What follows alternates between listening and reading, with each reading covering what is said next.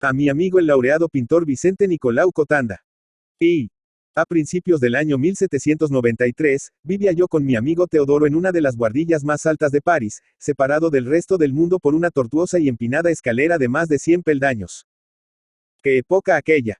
Como lo mismo mi amigo que yo habíamos tomado parte activa en todos los acontecimientos más notables de la Revolución, gozábamos fama de patriotas, particularmente en los sitios donde se reunían los hombres más exaltados de entonces.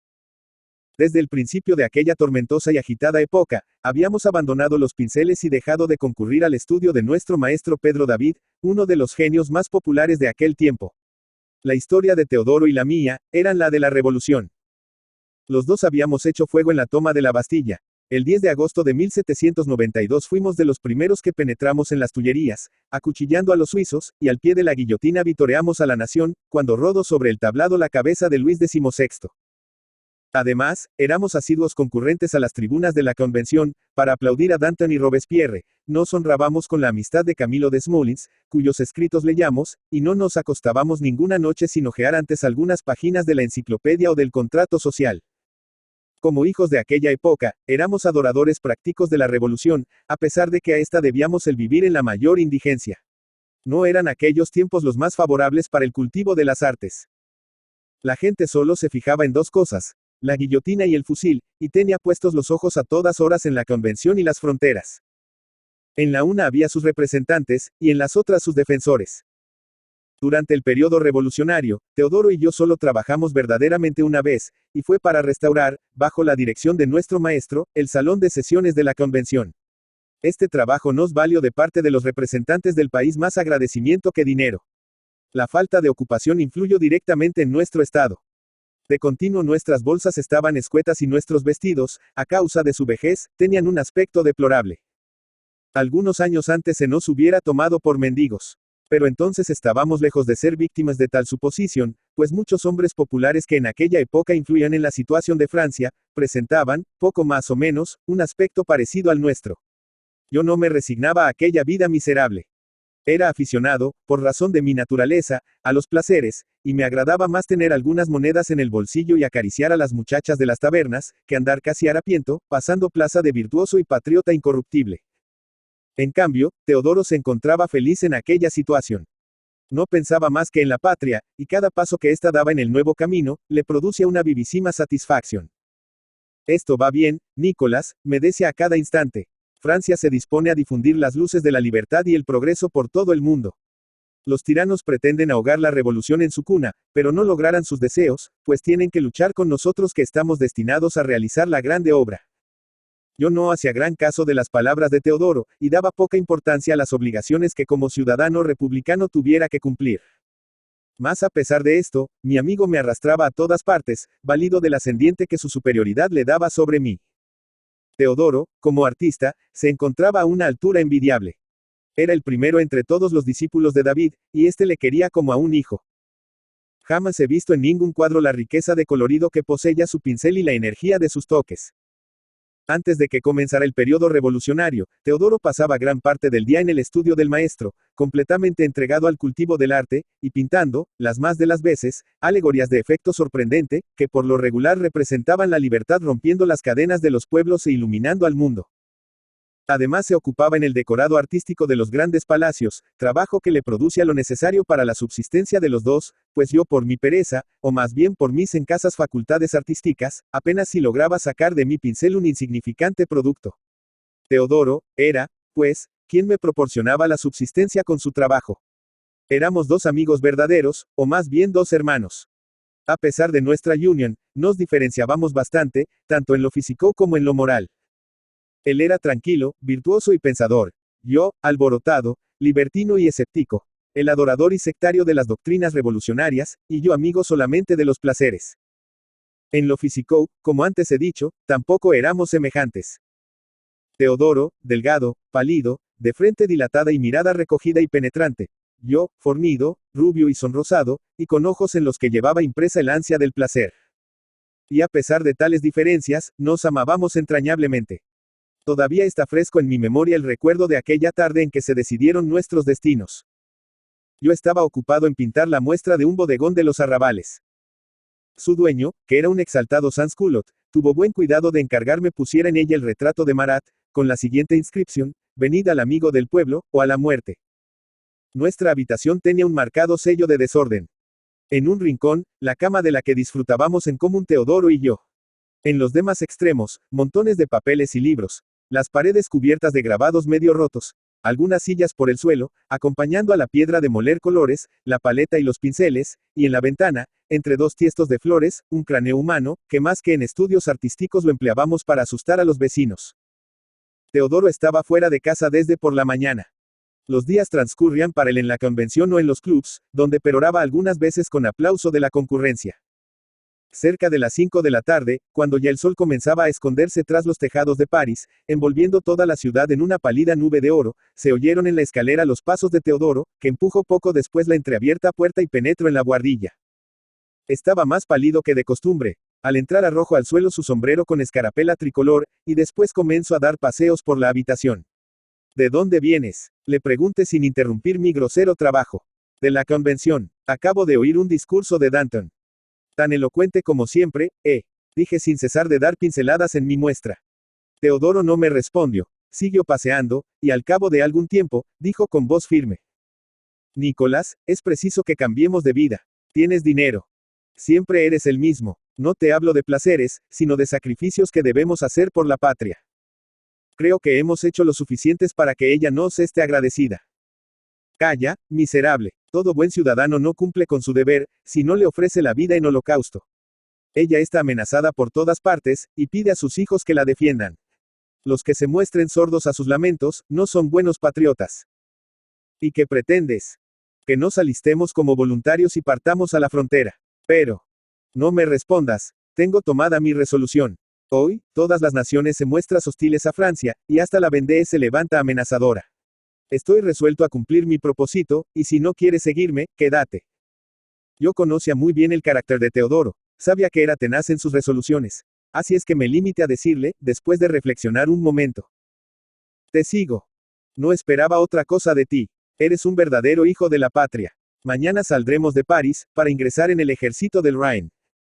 2. Qué entusiasmo el de los soldados de la República. Nunca pueblo alguno tendrá ejércitos como aquellos, que, faltos de toda clase de recursos y poco avesados a las fatigas de la guerra, llevaron a cabo con feliz término las más temerarias empresas. Teodoro y yo estábamos incorporados a una de las más famosas medias brigadas, que al mando de Hoche, formaban el ejército de la frontera alemana. Nuestro estado era deplorable. Teníamos rotos los uniformes y casi convertidos en harapos por los rigores de la intemperie, y hacíamos las pesadas marchas poco menos que descalzos, pero en cambio, nuestras armas estaban siempre limpias y prontas para la defensa. Aquel general de 26 años nos infundía con su presencia un valor y una confianza heroicos. Junto a Hoche, no experimentábamos vacilaciones, y no sentíamos capaces de emprender las más arriesgadas aventuras. Además, pensábamos a todas horas que estábamos investidos de la sagrada misión de defender nuestra patria, y esto nos daba fuerzas para resistir las largas marchas y aquellas noches frías y desapacibles, en las que teníamos que acampar completamente al descubierto al pie de los Vosgos. Teodoro era feliz con aquella existencia, y hasta en ciertos momentos llegaba a sonreírse. La vida del soldado de la Revolución le agradaba más que la de agitador de París.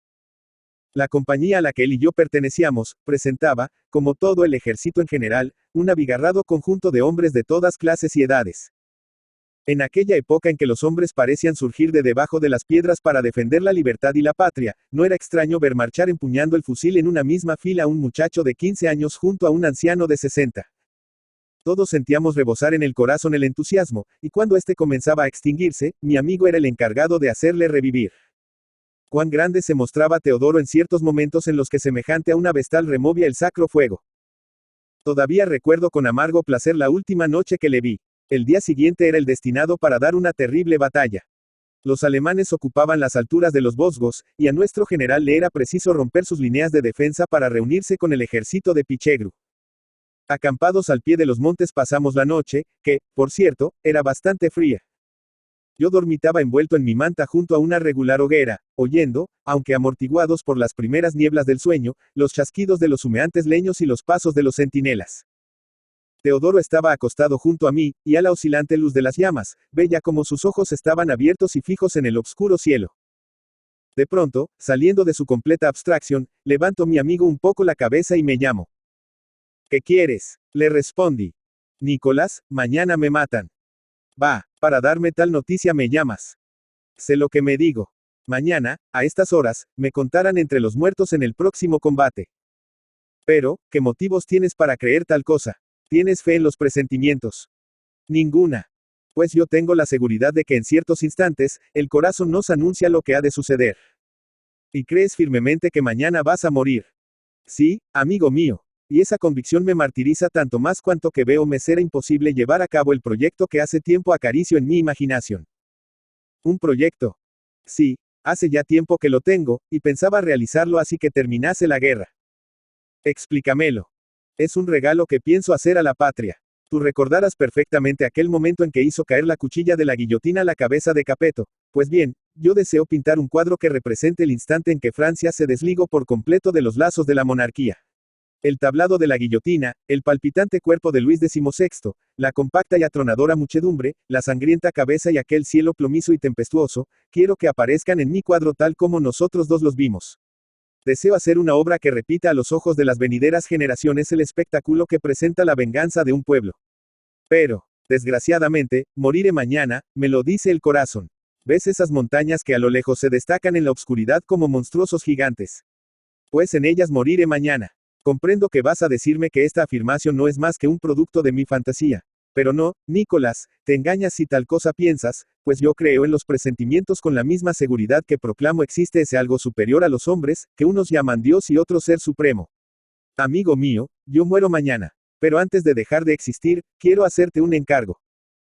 Habla, ya sabes que soy tu hermano. Deseo, supuesto que voy mañana a morir, que te encargues de realizar mi proyecto. ¿Qué es lo que dices? Bien sabes que mis conocimientos artísticos son bastante limitados y que no me siento capaz de delinear, no el bosquejo de un cuadro, sino simplemente el de la más fácil figura. Yo solo sirvo para pintarrajear muestras, y por lo tanto me siento imposibilitado de llevar a cabo tu encargo. ¿Quién sabe lo que puede suceder? No sería extraño que alguna fuerza misteriosa te ayudase en tal tarea. Después de decir esto Teodoro, todavía hablamos algunos momentos, hasta que por fin, mi amigo, con aquel estoicismo que le era característico, se envolvía en su manta, acostóse, y poco rato después dormía tranquilamente como hombre libre de toda preocupación. Al día siguiente, apenas amaneció, los tambores con su ronco sonido mandaron formar a las brigadas republicanas. Ala en las alturas, a la blanquecina luz del alba, se vislumbraba el ejército alemán ocupando sus posiciones y esperando nuestra acometida.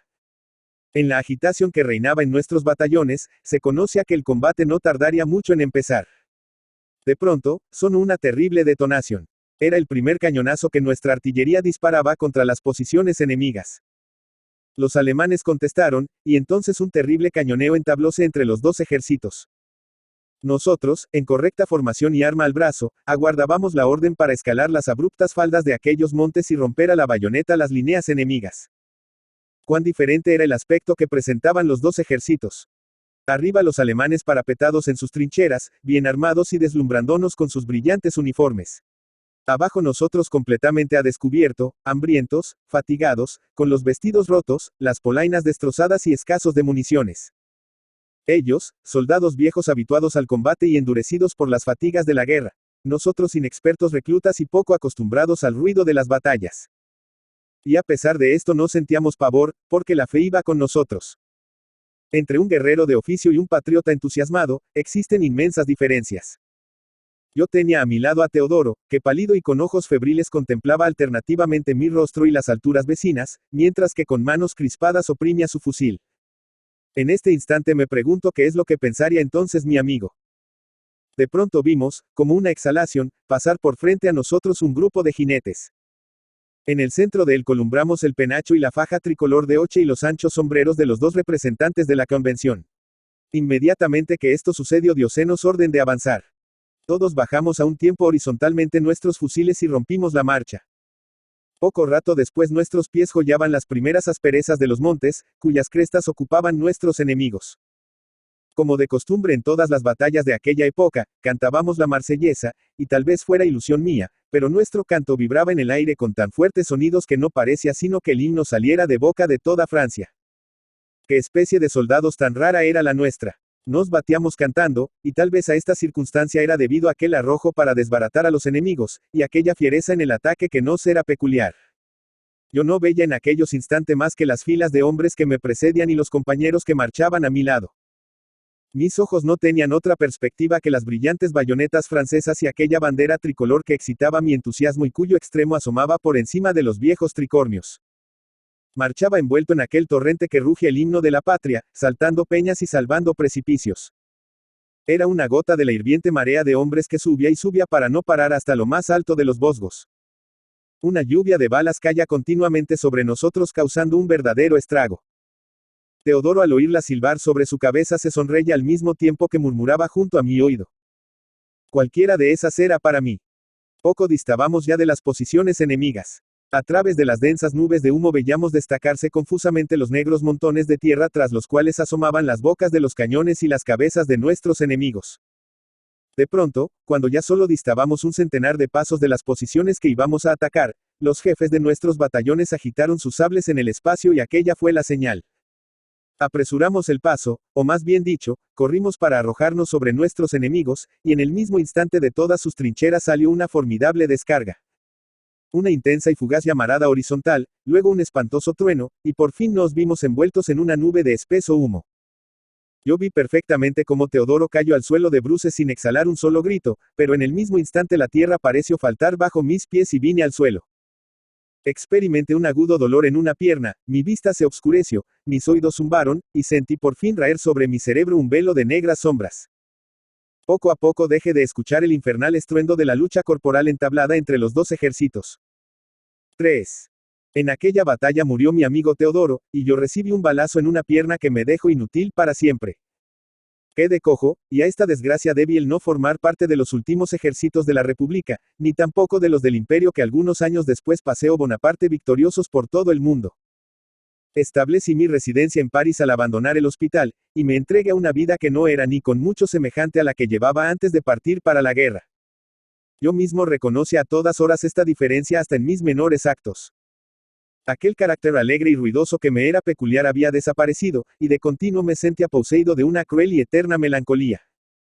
Vivía humildemente, pues mis medios de existencia eran bastante mezquinos. Como antes, pintaba muestras de tiendas, dibujaba grabados para periódicos populares, en los que por lo regular se ridiculizaba a Bonaparte, y alguna vez, llevado de una inocente audacia, llegaba a atreverme hasta hacer retratos que me eran pagados con creces, dado su valor artístico. Yo seguía siendo un mal artista. Cada día mi mano era más torpe para el dibujo, y los colores, al ser trasladados al lienzo por mi pincel, ora se hacían chillones en los toques luminosos, ora sucios en los obscuros. Muchas veces, al tomar la paleta y disponerme al trabajo, no podía menos que acordarme de Teodoro y de su talento artístico. Y al refrescarse en mi memoria su trágico fin y aquel momento en que le vi caer a mi lado sin vida, me veía obligado a esconder la cabeza entre las manos y llorar copiosamente. Una noche de invierno, al ir a acostarme en mi pobre camastro, por no sé qué coincidencia extraña comencé a acordarme de Teodoro y de sus últimas palabras. En aquel instante su encargo de pintar un cuadro que representase los últimos instantes de Luis XVI surgió en mi memoria. Yo hasta entonces ignoro por qué motivo nunca había recordado tal encargo. Aquella noche, dentro de mí sentí algo sobrenatural, y en las sombras que mi pobre farolillo proyectaba sobre los desmantelados muros, creí entrever el perfil rígido del rostro de Teodoro. Abrí el lecho y me acosté después de apagar la luz. En los primeros momentos permanecí inmóvil, y en la oscuridad que envolvió mi habitación no distinguí nada. Esto fue lo que más miedo me causó. Yo esperaba algo grande y sobrenatural, pues así parecía anunciármelo mi estado sobreexcitado y nervioso. En aquellos instantes mi escepticismo había desaparecido y estaba poseído de un temor supersticioso. Todo me asustaba, y el roer de la carcoma en las viejas vigas, esos mil pequeños ruidos que engendra el silencio de la noche, y hasta las palpitaciones apresuradas de mi corazón, eran causas suficientes para que yo creyese oír pisadas de un ser sobrenatural que silencioso e invisible se acercaba a mi lecho. En este estado de sobresalto mis ojos se cerraron y quedé profundamente dormido. ¡Qué noche! Jamás creo tener otra igual en la vida. ¡Qué soñé! Ni yo mismo pude explicármelo a la mañana siguiente. Mi memoria estaba envuelta en opacos velos que en vano intenté romper. No recordaba nada, pero lo cierto es que me levanté nervioso y agitado, y que al instante me dispuse para el trabajo. Arroje a un rincón aquellas tablas llenas de pegotes de color que tenía a medio concluir con destino a varios establecimientos, y me ocupé en preparar un gran lienzo que hacía tiempo tenía en mi habitación. Una hora después me encontraba ante él empuñando la paleta, y mi pincel corría sobre su superficie gris trazando con líneas negruzcas los contornos de figuras y edificios. Yo estaba maravillado. Mi mano tenía una seguridad maestra, y trazaba líneas y curvas artísticas sin sufrir vacilaciones de ninguna especie. Desde aquel día comenzó para mí una nueva existencia. Mi estado físico era anormal, y verdaderamente sufría en mi interior una enfermedad desconocida. Devorado por una fiebre de actividad trabajaba sin descanso, y solo abandonaba mi cuadro en el reducido tiempo que corría a un figón inmediato para saciar mis necesidades. A excepción de este momento nunca salía de mi habitación.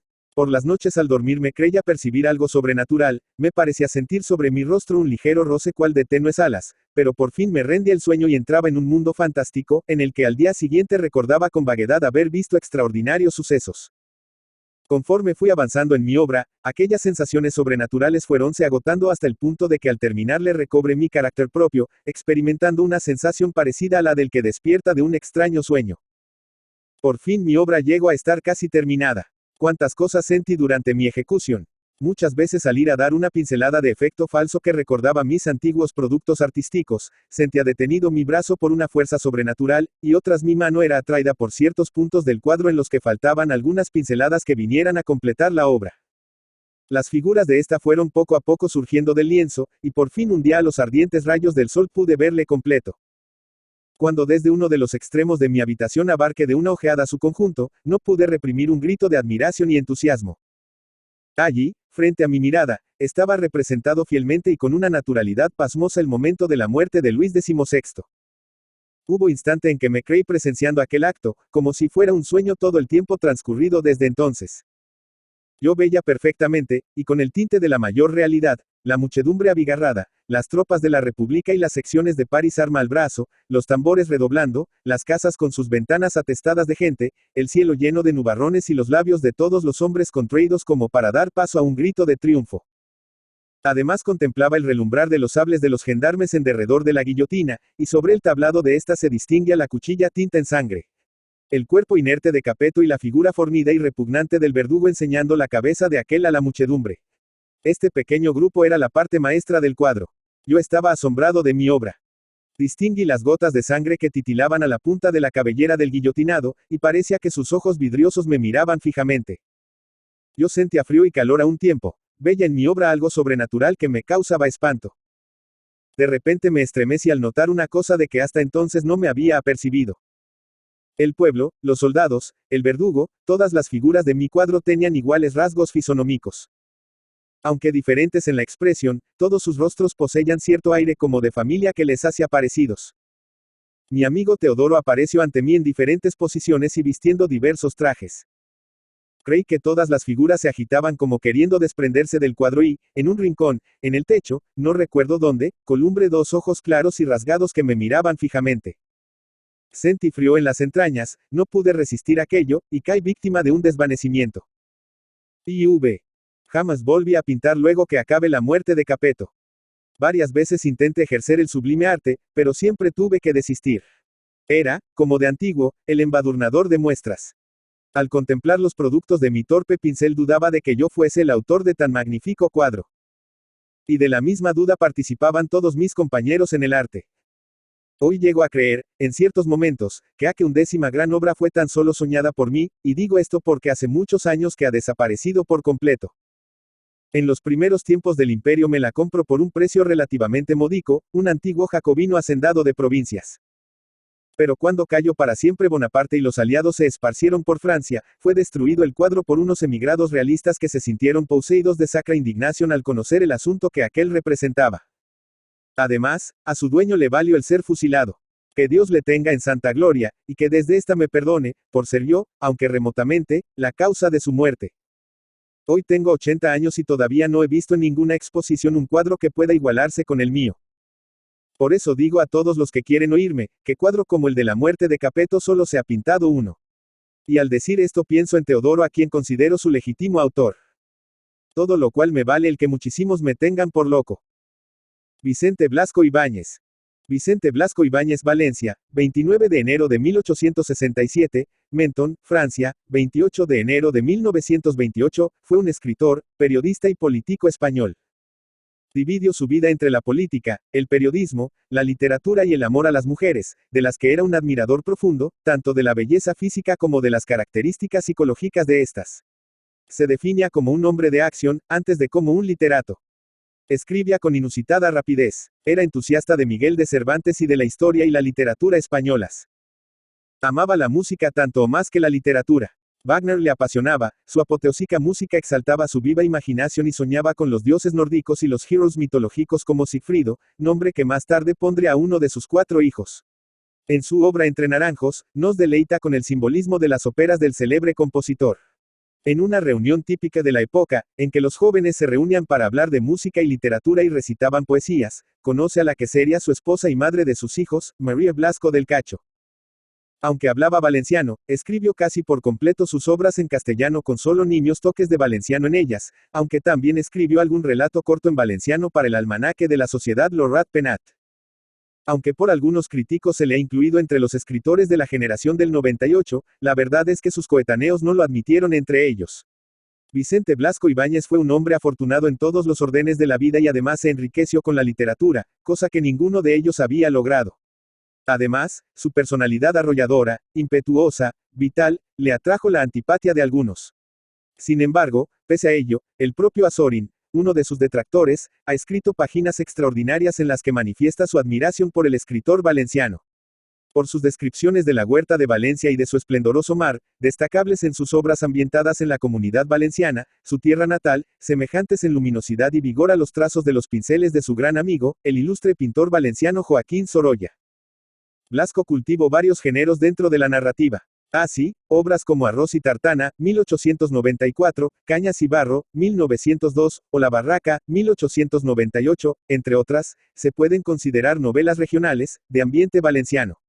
Al mismo tiempo, destacan sus libros de carácter histórico, entre los cuales se encuentran Mare Nostrum, El Caballero de la Virgen, Los 4 Jinetes del Apocalipsis, 1916, El Papa del Mar, A los pies de Venus o de carácter autobiográfico como La Maja Desnuda, La Voluntad de Vivir e incluso Los Argonautas, en la que mezcla algo de su propia biografía con la historia de la colonización española de América. Añádase La Catedral, detallado fresco de los entresijos eclesiásticos de la Catedral de Toledo. La obra de Vicente Blasco Ibáñez, en la mayoría de las historias de la literatura española hechas en España, se califica por sus características generales como perteneciente al naturalismo literario. También se pueden observar, en su primera fase, algunos elementos costumbristas y regionalistas. Sin embargo, se pueden agrupar sus obras literarias según su gran variedad temática frecuentemente ignorada en su propio país, puesto que además de las novelas denominadas de ambiente valenciano, Arroz y Tartana, Flor de Mayo, La Barraca, Entre Naranjos, Cañas y Barro, Sonica la Cortesana, Cuentos Valencianos, La Condenada, hay novelas sociales, La Catedral, El Intruso, La Bodega, La Horda, psicológicas, La Maja Desnuda, Sangre y Arena, Los Muertos Mandan, novelas de temas americanos, Los Argonautas. La Tierra de Todos, novelas sobre la guerra, la Primera Guerra Mundial, Los 4 Jinetes del Apocalipsis, Mare Nostrum, Los Enemigos de la Mujer, novelas de exaltación histórica española, El Papa del Mar, A los pies de Venus, En busca del Gran Khan, El Caballero de la Virgen, novelas de aventuras, El Paraíso de las Mujeres, La Reina Calafia, El Fantasma de las Alas de Oro, libros de viajes, La Vuelta al Mundo de un Novelista, En el País del Arte, Oriente, La Argentina y sus grandezas, y novelas cortas, El Préstamo de la Difunta.